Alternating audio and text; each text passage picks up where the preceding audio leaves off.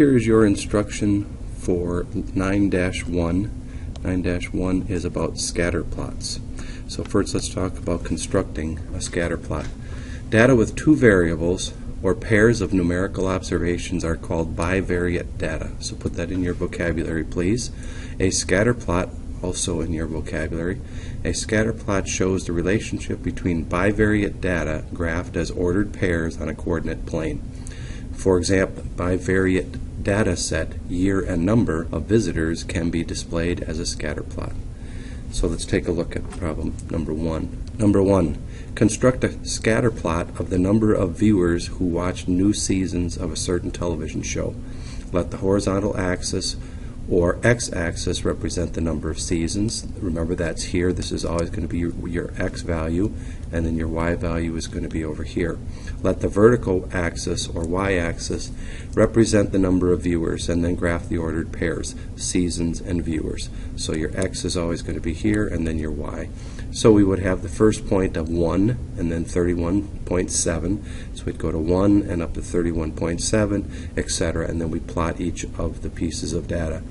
And then once we're done, we can take a look at the data and see what type of a relationship we have, which we'll talk more about later. So as you can see, it's all about just plotting the points. So please press pause and do letter A.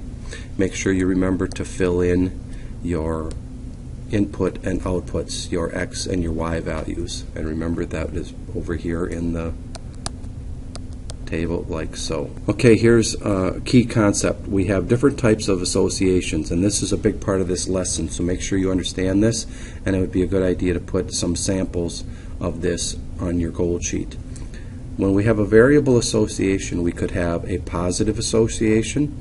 In other words, as x increases, y also increases, and that will be shown by a set of data that's on a plane rising.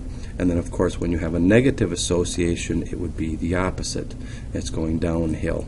As x increases, y decreases. And then when you have a situation like this, there is no pattern. We cannot draw a line to try and represent the data. There is no association. Additionally, we could determine whether or not the association is linear or not. Remember, linear means that we can represent the data with a straight line.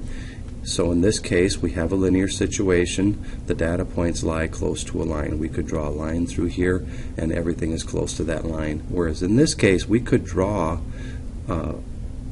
what, without looking at it mathematically, we might call a line. But in this case, this is not a line because it's not straight. So we can draw a curve to represent the data.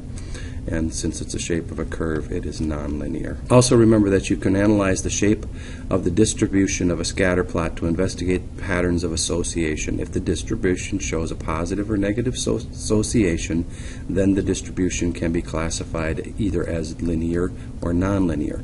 So if it has positive or negative association, we can then determine whether it's linear or nonlinear. The scatter plot below shows a positive nonlinear association. Clusters or outliers can also be identified.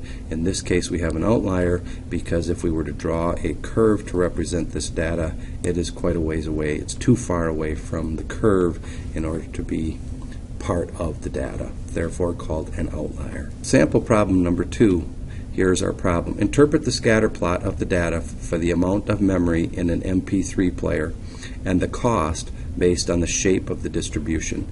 So here we have cost on the vertical axis, and we have how much memory in gigabytes on the horizontal axis. So we could consider the different associations and patterns. A variable association, as the amount of memory increases, the cost increases. Therefore, the scatter plot shows a positive association. It is a positive association. So far as linear association goes, the data appear to lie close to a line, so the association is linear. We could draw a line right through the middle of the data here, and all the data points are pretty close to that line. So we'll call it a linear association in addition to the fact that it is positive.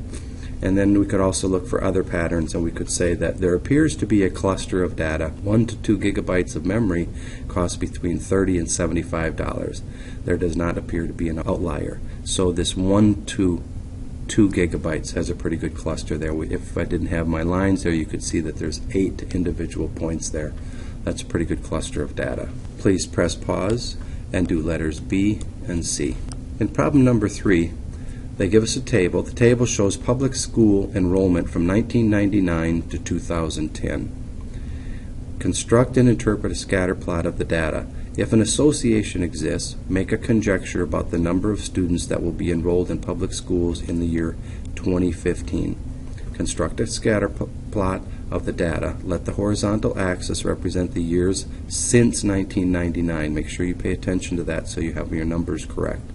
And the vertical axis represents the number of students. So of course the first thing we do is plot our data, and you can see all the data points there. And remember, this is years since 1999. Consider the different associations and patterns. First of all, so far as variable, it's obvious that we have a positive association. You can clearly see that. It is also obvious that we have a linear association because we could draw a line through the middle of the data. I don't want to do that because I want you to see the data points. And then lastly, other patterns, we could say that there are no clusters and there are no outliers.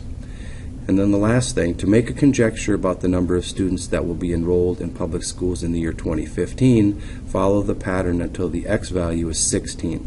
Remember, the reason we would use 16 is because this is years since 1999. So 2015 would be out here at 16, and if we follow that across, the data is probably going to end up right about in there. And we take a look at this and they say that it's 51 million students, and that's exactly what we had here at 51 million. Please press pause and do letter D.